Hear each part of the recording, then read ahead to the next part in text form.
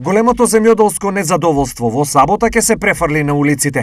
Неколку земјоделски здруженија најавуваат масовни протести и блокади. Во сабота на 26-ти да организираме протестен собир, централен протест собир, во организација на сите здруженија, значи земјоделски здруженија, кој ќе се одржи од 11 часот до 1 часот.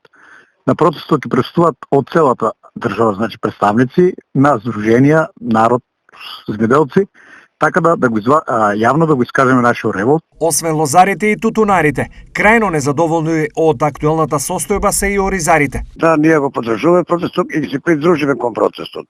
Барањето беа следните. Пред сеидбата да се каже цената на оризо.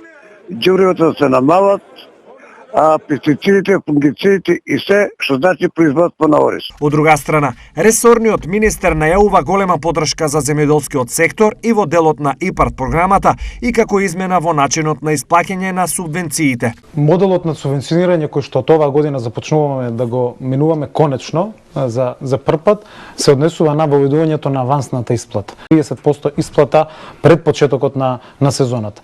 Субвенционирањето околу 130 милиони евра преку програмата за директни плаќања. Дополнително ИПАРД програмата до крајот на оваа година ќе биде распишан повик за првите 3 мерки, односно со првиот повик ќе ставиме на располагање дополнителни 35 милиони евра, тие се за развојни проекти. Незадоволството во секторот земјоделство е присутно веќе извесен период. Нервозата особено се зголеми по отпочнувањето на руско-украинската криза, кога цените на репроматеријалите и нафтата драстично скокнаа.